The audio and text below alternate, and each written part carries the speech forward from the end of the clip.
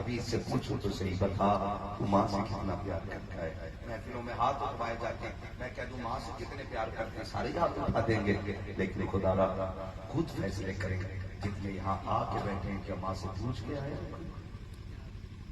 جو آئے ہوں گے پوچھ کے، اللہ ان کی عمر میں برکتیں کرے گا، لیکن جو نہ آئے ہیں نا، گزارش ہے گھر سے نکلا کرو تو ماں سے کہہ کے نکلا کرو، ماں سے کہہ کے نکلا کرو، ہے نا؟ گاڑی کا انشورنس ختم ہو جائے، پولیس والے پکڑوا کے کہتے ہیں انشورنس کراؤ، فائنینس کراؤ، انشورنس کراؤ، یہ کراؤ، ایک چیز ٹوٹ جائے پکڑ کے کرایا جاتا ہے۔ میں کہتا ہوں گاڑی کی تو کوئی اوقات نہیں، زندگی تو اہم ہوتی ہے۔ میں کہتا ہوں گاڑی کا انشورنس 30 35 50 میں ہو جاتا ہے، زندگی کا انشورنس ماں کے 2 جملوں سے ہوتا ہے،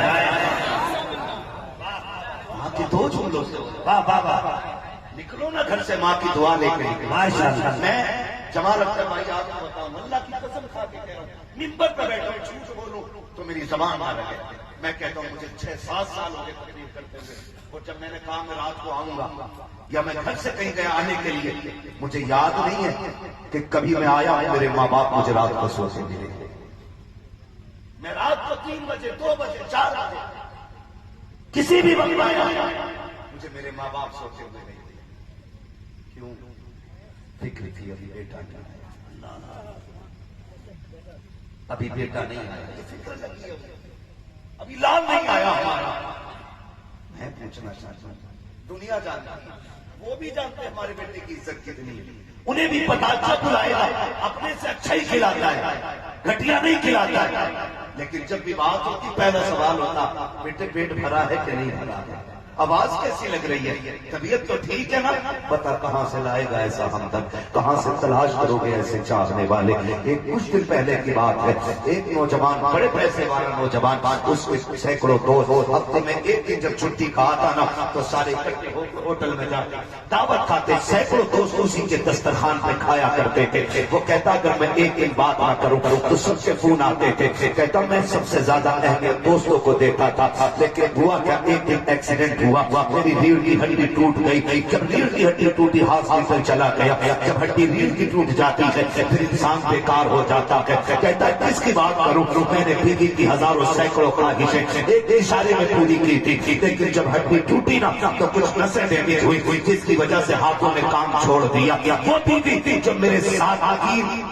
قبول کہہ کے 3 مرتبہ میرے بستر پہ آئی، جو میرے گھر کی عزت اور گھر کی رونق بنی، اس نے بھی جب ہاتھوں کو اٹھتے نہیں دیکھا وہ بھی کہہ بیٹھی کہ میں تیرے گھر میں رہنا نہیں چاہتی، تیرے جیسے اپاہج کے ساتھ زندگی کیسے گزرے گی۔ کا چند مہینے ہوئے تھے وہ بھی طلاق لے کے چلی گئی ہے، ہاسپٹل میں میں نے خود کو پایا، وہ کہتا اللہ کی عزت کی قسم سب چھوڑ کے چلے گئے، جن سینکڑوں دوستوں کو دعوتیں کھلاتا تھا وہ بھی نہیں آئے دیکھنے کے لیے، کہتا طلاق کھلتی ہے تو بستر پہ ماں کے سوا کوئی اور نظر نہیں آتا ہے، کہتا سارے چھوڑ کے چلے گئے ہیں، لیکن ہر وقت نہ کھانا ماں اپنے ہاتھ سے کھلایا کرتی ہے، ہر ضرورت کو میرا باپ پورا کیا کرتا ہے۔ میں پوچھنا چاہتا ہوں آج باپ کے لہجے سے نفرت کرنے والوں، باپ کے انداز پر بگڑ جانے والوں، 3 بجے تک چوک میں بیٹھ کر کے یا دوستوں کے ساتھ کپڑے لڑا کر کے آدھی رات کو آنے والوں، جب باپ یہ کہتا ہے بیٹے ماحول اچھا نہیں ہے جلدی آ جایا کرو تو کہتے ہو کبھی پاگل نہیں ہے دیوانے نہیں ہے، ہم بھی جانتے